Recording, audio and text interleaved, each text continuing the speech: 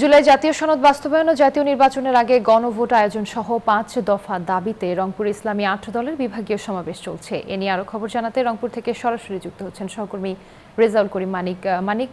সমাবেশের নেতাকর্মীদের উপস্থিতি কেমন জানাবেন, কি বলছেন তারা, সে বিষয়ে বিস্তারিত জানাবেন।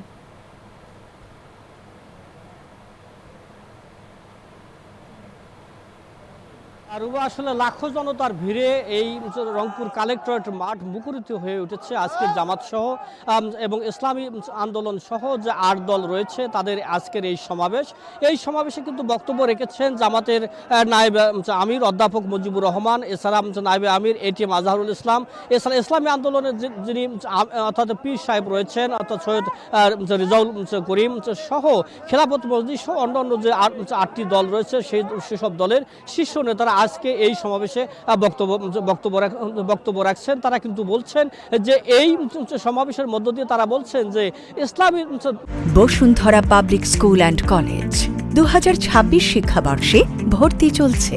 অর্থাৎ ইসলামী একটি বাংলাদেশ দেখতে চায় এই বাংলাদেশের মানুষ, অর্থাৎ শাসন অর্থাৎ ইসলাম কায়েম হলে তাহলে দেশে কোনো অনিয়ম থাকবে না, বাংলাদেশের টাকা বহির্বিশ্বে পাচার হবে না, এমনটা কিন্তু বলছেন আজকের এই বক্তারা। অর্থাৎ এই জামাত ইসলামের নেতারা বলছেন তারা ভোট চাইছেন জামাত এবং অর্থাৎ ৮ দলে। তারা বলছেন যে এই অর্থাৎ মহাসমাবেশকে ঘিরে অর্থাৎ রংপুর অঞ্চলের নেতাকর্মীদের উজ্জীবিত করা হলো এবং রংপুর অঞ্চলের যেসব নেতাকর্মী রয়েছে তারা একযোগে অর্থাৎ ৮ দল থেকে যে প্রার্থী দেওয়া হবে তাকেই তারা ভোট দেবেন, এমনটাই কিন্তু বলছেন আজকের এই সমাবেশের মধ্য দিয়ে। অর্থাৎ এই সমাবেশে কিন্তু আসলে উৎসবমুখর পরিবেশ আমরা দেখতে পেরেছি এবং লাখো জনতা কিন্তু আজকের এই অর্থাৎ এই রংপুরের কালেক্টরেট মাঠে উপস্থিত হয়েছে।